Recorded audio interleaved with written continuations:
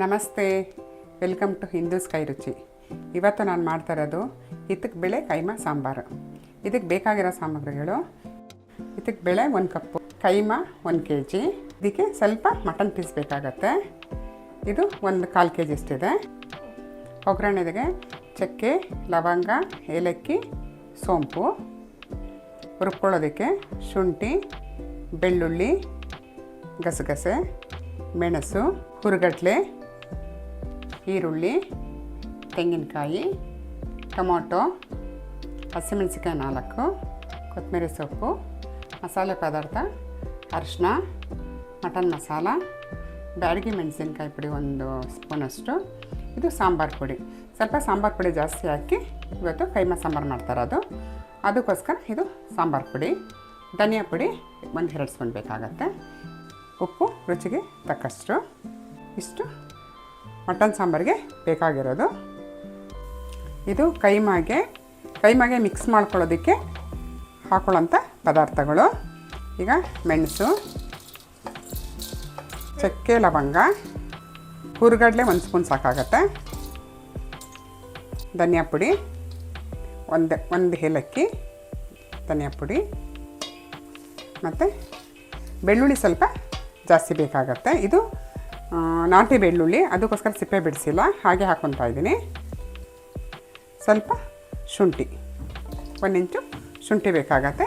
ಇದಕ್ಕೆ ನೀರು ಹಾಕಬಾರ್ದು, ಹಿಂಗೆ ಮಿಕ್ಸಿ ಮಾಡ್ಕೊಂಡು ಬರ್ತೀನಿ. ಹಾಗೆ ಸ್ವಲ್ಪ ಪೌಡ್ರ್ ಮಾಡ್ಕೊಂಡಿದ್ದೀನಿ. ಇದನ್ನು 1 kg ಕೈಮಾ ಇರುತ್ತಲ್ವ, ಇದಕ್ಕೆ ಹಾಕ್ಕೊಳ್ಳೋಣ.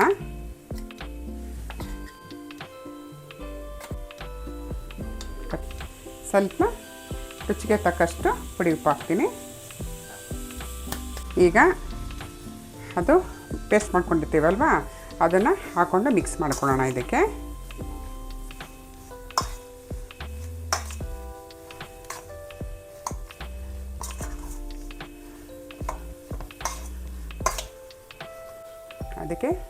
ಸ್ವಲ್ಪ ಹಾಕ್ಕೊಂಡು 1 ರೌಂಡ್ ಅಷ್ಟೇ, ತುಂಬ ನುಣ್ಣಗೆ ಮಾಡೋಕ್ಕೆ ಹೋಗಬಾರ್ದು. 1 ರೌಂಡ್ ಮಿಕ್ಸಿಗೆ ಹಾಕ್ಕೊಂಡು ಮಾಡ್ಕೊಳ್ಳೋಣ. ಈಗ 1 ರೌಂಡ್ ಮಾಡ್ಕೊಂಡಿದ್ದೀನಿ. ಇದನ್ನು ಹಾಕ್ಕೊಳ್ಳೋಣ. ಇದನ್ನು ಫಸ್ಟ್ ಉಪ್ಕೊಂಡು ಎಲ್ಲ ಈ ಥರ ಮಿಕ್ಸ್ ಮಾಡಿಕೊಂಡು ಇಟ್ಕೊಳ್ಳೋಣ. ಸಾಂಬಾರಿಗೆ ಈರುಳ್ಳಿ ಮತ್ತು ಸ್ವಲ್ಪ ಅರಿಶಿನ ಹಾಕ್ಕೊಂಡು ಅರಿಶಿನ ಹಾಕೋಣ. ಇದನ್ನು ನೀರು ಹಾಕಿದ್ರೆ ರುಬ್ಕೊಬರೋಣ. ಇದೇ ಜಾರಿಗೆ ಶುಂಠಿ, ಬೆಳ್ಳುಳ್ಳಿ, ಮೆಣಸು ಹಾಕೋಣ. ಇದು ಬೆಳ್ಳುಳ್ಳಿ ಸಿಪ್ಪೆ ತೆಗೆದಿಲ್ಲ, ಯಾಕೆಂದರೆ ಇದು ನಾಟಿ ಬೆಳ್ಳುಳ್ಳಿ, ಅದಕ್ಕೆ ಸಿಪ್ಪೆ ತೆಗಿಯೋ ಅವಶ್ಯಕತೆ ಇರೋದಿಲ್ಲ.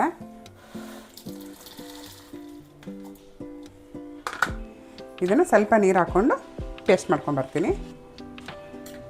ಮೆಣಸು, ಶುಂಠಿ, ಬೆಳ್ಳುಳ್ಳಿ ಪೇಸ್ಟ್. ಸ್ವಲ್ಪ ಕಾಯಿ ಹಾಕೋಣ. ಕಾಯಿ ಸ್ವಲ್ಪ ಜಾಸ್ತಿ ಹಾಕಬಾರ್ದು. ಕಡಲೆನೂ ಅಷ್ಟೇ, 1-2 ಸ್ಪೂನ್ ಕಡಲೆ ಇದೆ, ಗಸಗಸೆ, ಈ 3 ಸ್ವಲ್ಪ ನೀರು ಹಾಕೋದು ಬೇಡ, ಹಾಗೇ ರುಬ್ಕೊಂಬರ್ತೀನಿ.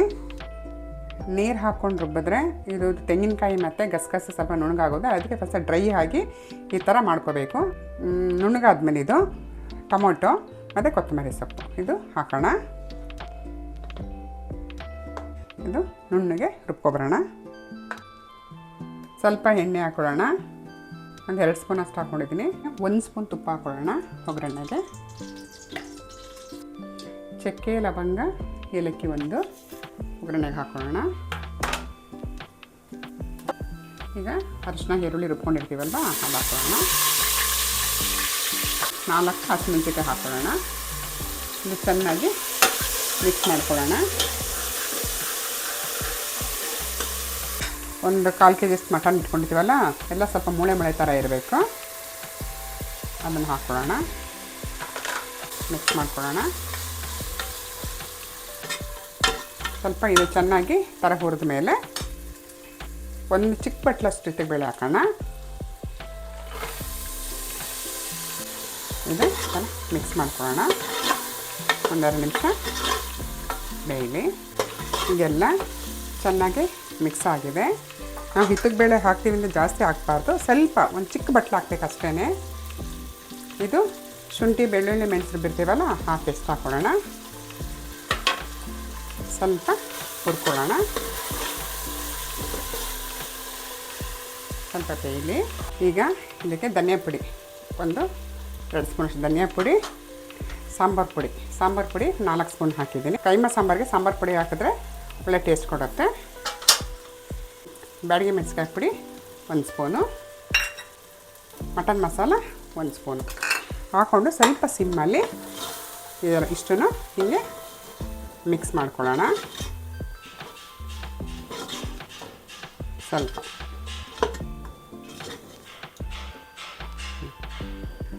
ಇಷ್ಟು ಮಿಕ್ಸ್ ಆದಮೇಲೆ ನಾವು ರುಬ್ಬಿರ್ತೀವಲ್ಲ ಕಾಯಿ, ಗಸಗಸೆ, ಟೊಮೊಟೊ ಎಲ್ಲ ಅದನ್ನು ಮಿಕ್ಸ್ ಮಾಡ್ಕೊಳ್ಳೋಣ.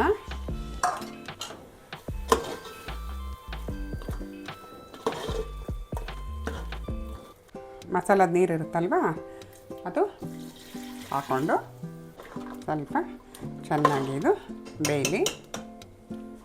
ಸ್ವಲ್ಪ ಕುದಿಯೋದು ಉಪ್ಪು ಹಾಕೋಣ ರುಚಿಗೆ ತಕ್ಕಷ್ಟು. ಇದಕ್ಕೆ ನಮಗೆ ಎಷ್ಟು ನೀರು ಬೇಕು ಅಷ್ಟು ಹಾಕ್ಕೊಳ್ಳೋಣ.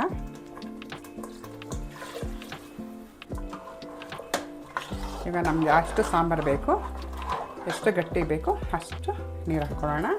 ಒಂದು ಸ್ವಲ್ಪ ನೀರು ಹಾಕೋಣ, ಯಾಕೆಂತಂದರೆ ನಾವು ಕೈಮಾ ಹಾಕಿದಾಗ ಸ್ವಲ್ಪ ಗಟ್ಟಿ ಆಗುತ್ತೆ. ಬೇಯಲಿ, ಮುಚ್ಚಿ ಬೇಯಿಸೋಣ. ಅಷ್ಟೊತ್ತಿಗೆ ಕೈಮಾ ರೆಡಿ ಮಾಡ್ಕೊಳ್ಳೋಣ. ಈಗ ಎಲ್ಲ ಮಸಾಲೆ ಹಾಕಿ ಮಿಕ್ಸ್ ಮಾಡ್ಕೊಂಡಿದ್ದೀನಿ. ಇದಕ್ಕೆ ತುಂಬ ಮಸಾಲೆ ಹಾಕ್ತಾರೆ. ತುಂಬ ಮಸಾಲೆ ಹಾಕಿದ್ರೆ ಚೆನ್ನಾಗಿರಲ್ಲ, ಏಕೆಂದರೆ ಸಾಂಬಾರ್ಗೆ ಹಾಕಿ ನಾವು ಬೇಯುತ್ತಲ್ವ, ಅದಕ್ಕೋಸ್ಕರ ಸ್ವಲ್ಪ ಮಸಾಲೆ ಹಾಕಬೇಕು, ಜಾಸ್ತಿ ಮಸಾಲೆ ಹಾಕೋಕ್ಕೆ ಹೋಗಬಾರ್ದು. ಇದನ್ನು ನಾನು ಎಲ್ಲ ರುಬ್ಕೊಂಡಿದ್ದೀನಲ್ಲ, ಈಗ ಇದನ್ನು ಉಂಡೆ ಕಟ್ಕೊಳ್ಳೋಣ.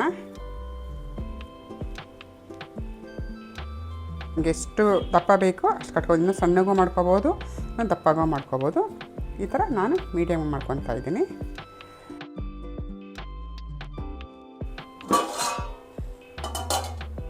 ಸಾಂಬಾರು ಚೆನ್ನಾಗಿ ಕುದೀತಾ ಇದೆ. ಇದು ಸ್ವಲ್ಪ ಮೀಡಿಯಮ್ ಸಿಮ್ಮಲ್ಲಿ ಇಟ್ಕೊಂಡು ಒಂದು 10 ನಿಮಿಷ ಚೆನ್ನಾಗಿ ಬೇಯಿಸ್ಕೊಳ್ಳೋಣ. ಬೆಂದ ಮೇಲೆ ನಾವು ಕೈಮಾ ಹಾಕ್ಕೊಳ್ಳೋಣ. ಅಲ್ಲಿವರೆಗೂ ಇದು ಚೆನ್ನಾಗಿ ಮಸಾಲೆ ಇದಕ್ಕೆ ಬೇಳೆ ಮತ್ತು ಮಟನ್ ಹಾಕಿರ್ತೀವಲ್ವ, ಅದು ಸ್ವಲ್ಪ ಮೀಡಿಯಮ್ ಹುರಿಲಿ, ಚೆನ್ನಾಗಿ ಬೇಯಲಿ. ಈಗ ಎಲ್ಲ ಉಂಡೆ ಕಟ್ಕೊಂಡಿದ್ದೀನಿ. 1 kgಗೆ ಈಗ 41 ಉಂಡೆ ಆಗಿದೆ. ಇನ್ನು ಸ್ವಲ್ಪ ದಪ್ಪ ಮಾಡ್ಕೋಬೋದು, ಇಲ್ಲ ಇನ್ನೂ ಸಣ್ಣ ಮಾಡ್ಕೋಬೋದು. ಇದು ಮೀಡಿಯಮ್ ಸೈಜು. ಈ ಥರ ಮಾಡ್ಕೊಳ್ಳಿ. ಈಗ ಇದು ಸಾಂಬಾರಿಗೆ ಹಾಕೋಣ. ಈಗ ಚೆನ್ನಾಗಿ ಹೀಗೆ ಬೇಯ್ತಾ ಇದೆ. ಸ್ವಲ್ಪ ನೀರು ಜಾಸ್ತಿನೇ ಹಾಕೋಬೇಕು, ಯಾಕೆಂದರೆ ಹಿಟ್ಟಿಗೆ ಬೇಳೆ ಹಾಕಿರ್ತೀವಲ್ಲ, ಅದು ಬೆಂದರೆ ಸ್ವಲ್ಪ ಸಾರು ಗಟ್ಟಿ ಆಗುತ್ತೆ. ಈಗ ಇಷ್ಟು ಬೆಂದಿದೆ. ಈಗ ಅರ್ಧ ಬೆಂದ ಮೇಲೆ ಥರ ಕುದೀತಾ ಇದೆಯಲ್ವಾ, ಈಗ ಕೈಮಾ ಇಟ್ಕೊಂಡಿರ್ತೀವಲ್ವ, ಸ್ಟೌವ್ನ ಜೋರೂರಿ ಇಟ್ಕೋಬಾರ್ದು. ಕೈಮಾ ಹಾಕಬೇಕಾದ್ರೆ ಸಿಮ್ ಮಾಡ್ಕೊಂಬಿಡಿ. ಈ ಥರ ಸಿಮ್ಮಲ್ಲಿ ಇಟ್ಕೊಳ್ಳೋಣ. ಸಿಮ್ಮಲ್ಲಿ ಇಟ್ಕೊಂಡು ಈಗ ಹಾಕೋಣ. ಇದು ಸಿಮ್ಮಲ್ಲೇ 10-15 ನಿಮಿಷ ಬೇಯಬೇಕು. ತುಂಬ ಜೋರು ಇಟ್ಕೊಂಡ್ರೆ ಅದು ಒಡೆದೋಗೋ ಚಾನ್ಸಸ್ ಇರುತ್ತೆ. ಅದಕ್ಕೋಸ್ಕರ ಯಾವತ್ತೂ ಕೈಮಾ ಹಾಕಬೇಕಾದ್ರೆ ಸಿಮ್ಮಲ್ಲಿ ಹಾಕ್ಕೊಳ್ಳೋಣ. ಮಸಾಲೆ ಆದಷ್ಟು ಕೈಮಾ ಉಂಡೆಗೆ ಕಡಿಮೆ ಮಸಾಲೆ ಹಾಕ್ಕೋಬೇಕು. ಸಿಮ್ಮಲ್ಲಿ ಬೆಂದು ಉಂಡೆ ಎಲ್ಲ ಮೇಲೆ ಬರುತ್ತೆ, ಅಲ್ಲಿವರೆಗೂ ನಾವು ಸಿಮ್ಮಲ್ಲಿ ಬೇಯಿಸ್ಕೋಬೇಕು. ಎಲ್ಲ ಕೈಮಾ ಉಂಡೆ ಹಾಕಿದ್ದೀನಿ. ಮೀಡಿಯಮ್ ಸಿಮ್ಮಲ್ಲಿ ಒಂದು 10 ನಿಮಿಷ ಬೇಯಲಿ. ನೋಡಿ, ಇದು ಒಂದು 10 ನಿಮಿಷ ಹಿಂಗೆ ತಿರುಗಿಸಿ ಮುಟ್ಲೇಬಾರ್ದು. ಕೈಮಾ ಹಾಕಿಬಿಟ್ಟು ಒಂದು 10 ನಿಮಿಷ ಸಿಮ್ಮಲ್ಲಿ ಮೀಡಿಯಮ್ ಹುರಿಲಿ. ಈ ಥರ ಬೇಯಿದ್ರೆ ನೋಡಿ, ಈ ಥರ ಹಾಕಿದ ತಕ್ಷಣ ಹಿಂಗೆ ತಿರುಗಿಸ್ಬಿಟ್ರೆ ಎಲ್ಲ ಅದು ಪೀಸ್ ಆಗಿಬಿಡುತ್ತೆ. ನೋಡಿ, ಈಗ ಇನ್ನೊಂದು 5 ನಿಮಿಷ ಬೇಯಲಿ. ಚೆನ್ನಾಗಿ ಬೆಂದಿದೆ. ಕೈಮಾ ಸಾಂಬಾರು ರೆಡಿ ಆಯಿತು. ನಾನು ಧನಿಯಾ ಪುಡಿ ಅದೆಲ್ಲ ಹಾಕಿ ಮಾಡ್ತಾಯಿದ್ದೆ. ನಮ್ಮಮ್ಮ ಈ ಥರ ಮಾಡ್ತಾಯಿದ್ರು. ಅದು ಕೆಲವು ಸರ್ತಿ ಮಾಡು ಅಂತ ಹೇಳಿದ್ರು. ತುಂಬ ಚೆನ್ನಾಗಿ ಬಂದಿದೆ. ಟೇಸ್ಟು ಕೂಡ ಅಷ್ಟೇ, ತುಂಬ ಮಸಾಲೆ ಇಲ್ಲ, ಏನೂ ಇಲ್ಲ. ನಾವು ಸಾಂಬಾರು ಪುಡಿ ಹಾಕಿ ಮಾಡಿರ್ತೀವಲ್ಲ, ಅದಕ್ಕೆ ಒಳ್ಳೆ ಟೇಸ್ಟ್ ಕೊಟ್ಟಿದೆ. ಇದು ಹಳ್ಳಿ ಕಡೆ ಈ ಥರ ಮಾಡ್ತಾರೆ, ಹಳ್ಳಿ ಕೈಮಾ ಸಾಂಬಾರು ಥರ. ಕೊತ್ತಂಬರಿ ಸೊಪ್ಪು ಹಾಕೋಣ. ಇದಕ್ಕೆ ಪುದೀನ ಏನು ಹಾಕಿಲ್ಲ, ಸ್ವಲ್ಪ ಕೊತ್ತಂಬರಿ ಸೊಪ್ಪು ಹಾಕೋಣ ಲಾಸ್ಟಲ್ಲಿ. ಇದ್ದೀರಿ ಈ ಥರ ಎಣ್ಣೆ ನಿಂತಿಲ್ಲ, ಚೆನ್ನಾಗಿ ಬಂದಿದೆ ಅಂತ